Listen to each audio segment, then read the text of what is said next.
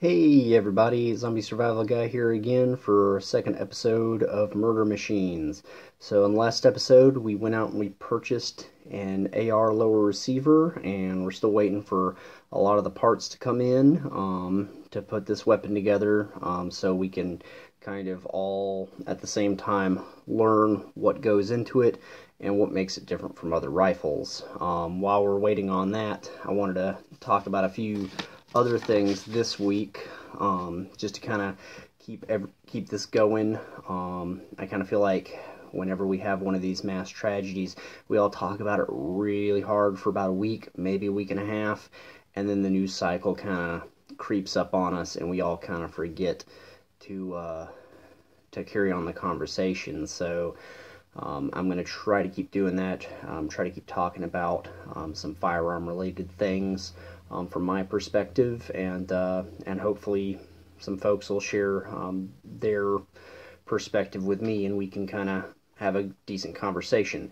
So some of the things that I wanted to talk about today were some of the terminology used in the firearm world and what they typically mean. So the first three things I want to go through, because it comes up a lot in these gun debates, is rate of fire versus fire rate versus firepower. So rate of fire is a physical limitation of the weapon. For example, the typical machine gun can fire 600 rounds a minute. If it had unlimited ammo just going through it, you just let it cycle and fire and fire and fire for a full minute, it would fire about 600 rounds. That's not really how much it can fire typically, because it doesn't carry 600 rounds in its magazine. Its magazine will typically carry 20 to 30 rounds. So after every 30 rounds, you would have to pause, reload, and go back to firing. Now that brings us to our second definition, which is fire rate. Fire rate is set by the limitations of the person doing the shooting. Their fire rate would be, so you have all the magazines in the world you want, and you have this machine gun, and so as quickly as you can fire the bullets by zipping 30 rounds through the gun, dropping the clip, picking up a new clip, inserting the new clip, racking the slide, pulling the trigger again, and continuing that cycle however many bullets you could get in a minute. So we'll say somebody who's very good at that can maybe fire 500 rounds through a machine gun in 1 minute. So, and I'm just making these numbers up just to keep things simple. So now we have that. Now the last word is firepower. Now firepower is a broad scale military term used to describe how much force you can bring to bear on a target. In the land of handguns and rifles, it really just means how many bullets are effectively hitting the target in 1 minute. So if you're shooting at targets, however many of them you can hit effectively with bullets in 1 minute, regardless of however many bullets you're actually shooting. If you've got a machine gun with unlimited ammo, and so you're shooting 600 rounds a minute, if you only hit 10 targets with 10 bullets, then your firepower is only 10. Or sometimes they'll just express it as a fraction, number of hits divided by number of rounds fired. And that's just showing, how much waste you're producing, how effective is your fire, versus how much firepower you have. So with those thoughts in mind, you've got how many bullets can the gun actually fire, how good are you at shooting that gun so that you can quickly put those bullets down range, and then we've got how accurate are you at using those bullets effectively. And those are the big ideas about rate of fire, fire rate, and then firepower. So with those things in mind, let me pause for just a second, and we're going to talk about some of the effective rates of fire of some different kinds of weapons.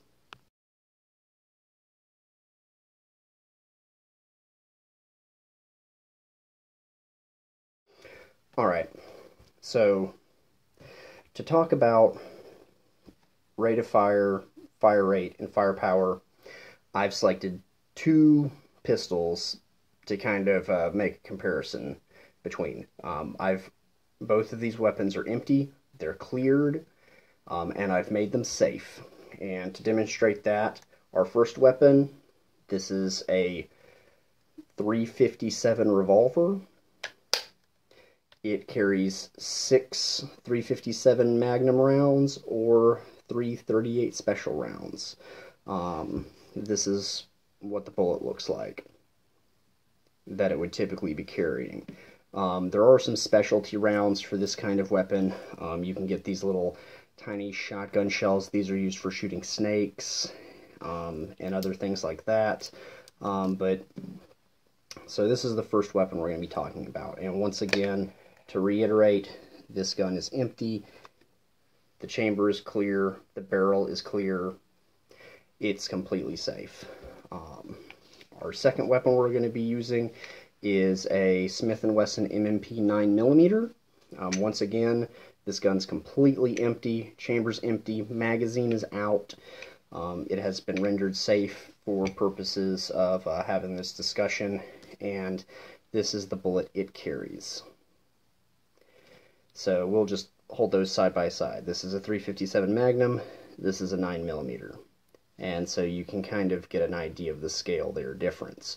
This is a much more powerful round, capable of doing much more damage than this individually. The main differences between this gun are their capacity for storing ammunition. The revolver carries 6 rounds, and the M&P can carry up to 18 rounds in a typical magazine. 17 in the magazine, 1 in the chamber. So 18 versus 6. So this gun carries 3 times as many bullets as this gun. Now, that brings us to rate of fire and fire rate. So rate of fire, once again, being how many bullets can this gun conceivably fire in 1 minute. So just inherently having a magazine with 18 bullets in the gun is going to allow you to fire more bullets per minute than 6 bullets in a cylinder. Then comes the way the gun is loaded. The magazine just pushes in, and then you would press a button and it would come right out, which is much faster, more efficient way of reloading than a cylinder, which has to be ejected from the side. Empty casings have to be ejected out using this little guy here, and then it either has to be reloaded using a speed loader, which is a little device that holds the bullets that you put in, moon rings, which are little clips that hold 6 bullets, or you have to feed the bullets individually, all of which are inherently slower than reloading a magazine. Now, there are some people who can do that incredibly fast and can get incredibly high rates of fire out of these weapons, but for the typical person, this is going to be a much slower weapon for rate of fire than this, which brings us to our fire rate. The fire rate being based on the skill of the shooter, this takes much more skill to become fast with as far as putting bullets down range versus this.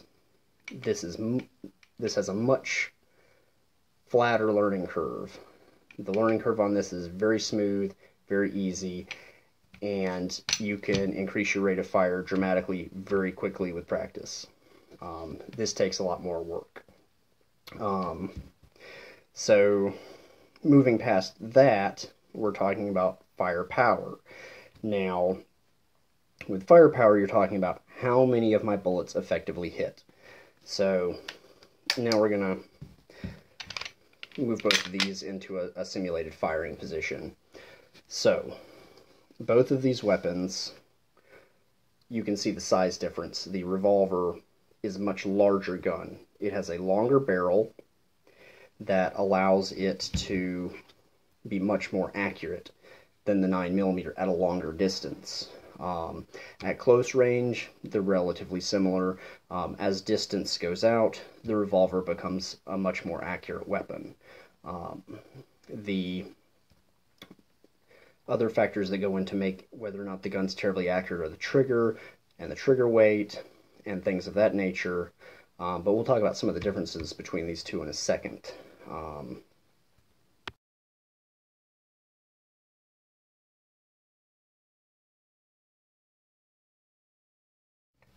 All right, so kind of getting back into this here, we're talking about the 357 Magnum versus a 9mm semi-automatic. So revolver versus semi-automatic. Both of these guns come in many different calibers, so the caliber is kind of irrelevant for our conversation. Just the form and function is really what I'm wanting to discuss here.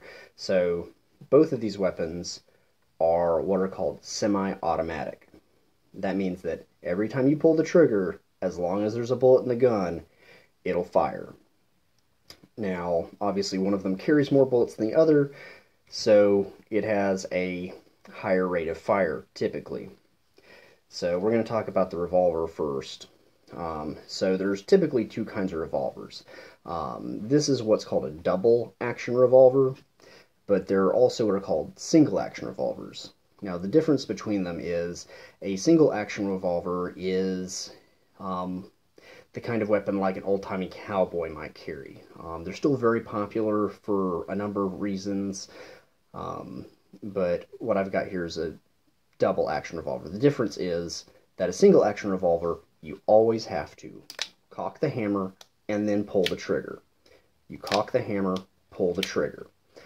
This allows you to do what's called fanning the hammer, which is back in the Old West movies where you see them doing this sort of thing against the hammer, because every time you jack the hammer back, you see that cylinder turns, and every time that hammer comes down, it is hitting the primer on a bullet, and the bullet fires. So when you see them doing this number in the movies, what they're doing is they're cycling the cylinder and then letting go of the hammer and allowing it to hit that bullet and eject it, and then repeating that. It's like the first version of a rapid fire system, like the bump stocks or anything like that. It was like the first way of sort of cheating the speed of the gun, was to do that rapid fire fanning of the hammer. So with this gun, it does not have a safety. There's no safety on this weapon. What makes it safe is it has an extremely heavy trigger pull for that hammer. So what you'll see here when I pull this hammer back is that trigger comes back almost all the way. So this is what they call a two-stage system. So the first stage allows it to jack the hammer back, and then the second stage is very light and allows that hammer to release. So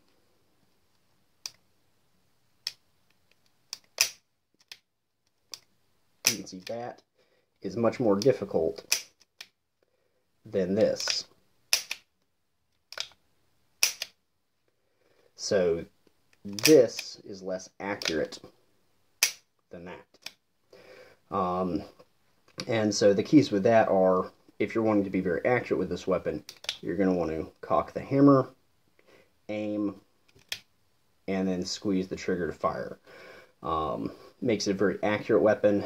It's very safe, very durable, and these weapons will fire under some of the harshest conditions. If they get wet, if they get dirty, there's not a lot to go mechanically wrong here, which is why a lot of people like to carry them, is you can leave this gun in a bookcase or a nightstand for years without touching it, and if you need to pull it out, it will shoot. And it will shoot 6 times, and then it'll stop. So that's why a lot of people prefer a revolver. But But so that gives you some understanding of the revolver. Now, moving on to our semi-automatic. Magazine-fed 9mm. Now, like I said before, they're both semi-automatic weapons, but the 9mm is a little bit different. It's magazine-fed, and it has an automatic cycle to it. So the way this weapon works is when it's loaded, or to load it, you would feed the magazine in, and then you do what they call racking the slide. So when you rack the slide, you put your palm on one side, your fingers on the other. You don't do this. You do this. Not this. This. And you just pull it back with this hand. This hand pulls back. This hand pushes forward. So, and to do it properly, you're gonna pull it back and just let it go, like it's the release in a pinball machine. And that's going to load your first bullet. Now, when that bullet's loaded, all it takes to fire the gun is to pull the trigger. Just like that. You pull the trigger, and it shoots. And what happens when it shoots is the gas released by the bullet forces this all back again. Ouch. So this all slides back again when that bullet's released and loads the next bullet. And then you pull the trigger again, and the next bullet fires. And it continues doing that until it's out of bullets. This gun does have a safety. The M&P and the Glocks both have what are called basically safety triggers. And so you can see there's this little thing in the trigger. And when that goes back, the weapon's armed. Now it's safe. Now it's armed. Safe, armed, safe, armed. You can also have a manual safety on these. Mine does not, but some of them do. And then other weapons have a back handle safety, so that unless the weapon's being gripped tightly, it still won't fire. So with this weapon, it can fire 18 rounds pretty darn quick. And you can fire very accurately depending on your trigger setup. The trigger I have is what's called a 2-stage trigger, and so when you pull the trigger, let's see if I can get it to do it. So you pull the trigger, and then it has a slight part way out, and then it clicks to reset. You're not going to hear it here because there's no bullet in there to cause the reset to happen, but part way back it resets, and then you can immediately pull it again. And it's very fast, very accurate that way. And so this weapon is what's killing most of the people that are killed by guns in America. Very few people are killed by rifles, or assault rifles, or shotguns. This is the type of weapon that's doing the most damage in our inner cities, in gang violence, in robberies, for a whole host of reasons. One, short learning curve. It's very easy to learn how to use this weapon. It's reliable. It's uniform. Carries a lot of ammunition. And it's just easy to use. It's easy to use once you've been shown how. So that's the reason people prefer this. Now, this tends to give a bit more of a statement in day-to-day use. Of course, there's lots of different kinds of revolvers, but everybody inherently understands a revolver just due to pop culture. The modern culture, of course, thanks to The Matrix and most of our modern movies, are making this weapon equally understandable to people as far as what its capacities are. Now, I guess the thing would be like, why would you need any more than 6 bullets? Well, the truth of the matter is like most people won't. But that doesn't mean we should deny them access to them.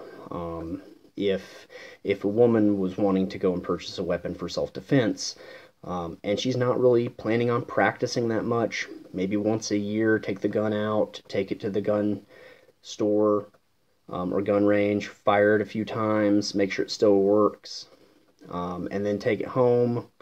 And if you're not going to get a whole lot of practice, then those extra bullets matter. And they matter a lot for the fact that you might miss.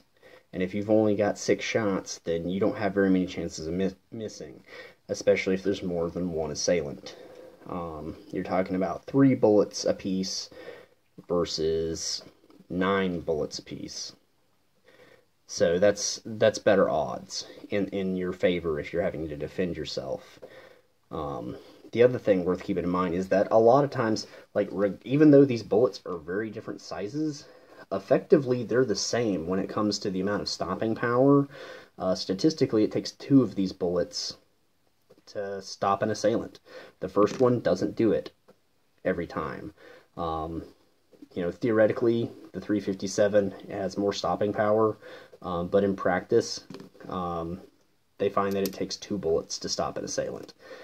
Which seems crazy. You'd think the first bullet would do it, but apparently it doesn't most of the time. So that's kind of the deal there, is this weapon, you don't have to carry extra bullets around in your pocket. You can carry 1 magazine, and you get 3 times the rate of fire as the revolver. In almost the same size and same weight. And I know this is kind of rambling on a little bit, but those are the just differences between the two.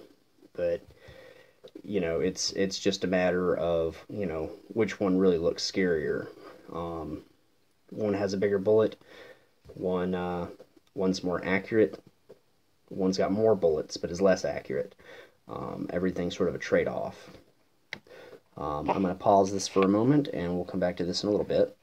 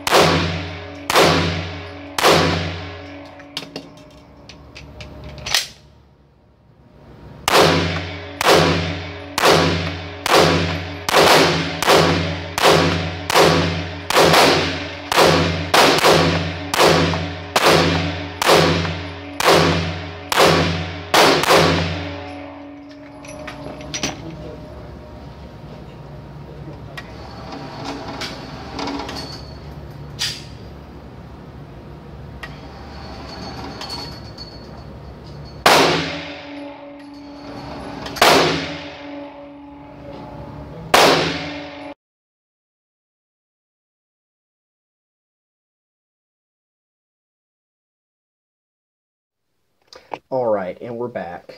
So, as you could see, we went to the gun range, and we fired this weapon. We fired 3 magazines worth of ammunition downrange. That's a total of 52 bullets, and you can see the results for yourself. And you could see that those results happened in fairly short order. It was less than a minute and a half, and I was done. So I appreciate y'all watching this. If you're wanting to kind of start exploring violence and understanding people who would commit these sort of violent acts or anything like that. Two books that I can recommend, especially for gun violence and for kind of getting inside the minds of soldiers and people with PTSD and even people who commit gun crime. The first book is On Killing by Lieutenant Colonel David Grossman, and the second book is On Combat by Lieutenant Colonel David Grossman. Both of these books delve into the military psychology of shooting and violence, and it goes into great detail about how the military trains somebody to shoot somebody else, and how the military strips people down and kind of reprograms them to allow them to commit murder. And then how they have to strip them down again and then rebuild them so that they won't commit murder. It delves in deep into the psychology of killing. And it's a good first place to start when you're trying to kind of get inside the minds of some of these people and what would allow somebody to do these things to others. So they're both highly recommended by me, as well as a good portion of the military community and the police community as good reads for kind of a jumping off point into the psychology of it. Because believe it or not, the psychology of violence is not well studied. It is sort of a taboo in the psychological field to say, well, let's figure out what makes people more or less likely to commit a crime or more or less likely to commit a violent act. What can you do to make somebody more likely to commit a violent act or less likely to commit a violent act? What are these thresholds? And these books go into great detail about that. And so I would recommend them as good jumping off points. And I'm going to try to make another literary recommendation on the next episode. Once again, I appreciate people hanging with this. I know these episodes are really long, and I'm a rambling jackass. So once again, thanks for watching this, and like us on Facebook, share us on Facebook, let your friends know that, you know, I'm a gun guy, and I'm out there trying to, you know, have this reasonable conversation with folks if they want to have it. I'm not trying to shout anybody down. I'm not trying to say that if you don't like guns that that you're wrong or that you're some sort of sissy or anything like that. I don't think that's the case. I think we all have different ways of living and different ways of thinking, and we should all just be allowed to do those as best we can within the limitations of our society. So, you know, a couple of points I covered at the end of my last episode was, you know, before you start thinking about getting a weapon, you need to think about being responsible as a citizen. Get some training on first aid, get a first aid kit, get an emergency kit. Before you get a weapon, make sure you have some way of storing it securely. I have a big old gun safe. Other people have, you know, gun locks. Lock them in a closet. You know, just make sure those guns, when they're not in your possession and you're making them safe, that they're just inherently safe. You know, most especially if you have children, you cannot just leave weapons lying around. They are weapons and they are dangerous, and, you know, no matter how much we want to talk about all the great things they can do, they're made for killing, and we have to treat them like that. So, once again, thanks for watching, and I'll see y'all next week for another one of these weird little discussions we're having. Toodles.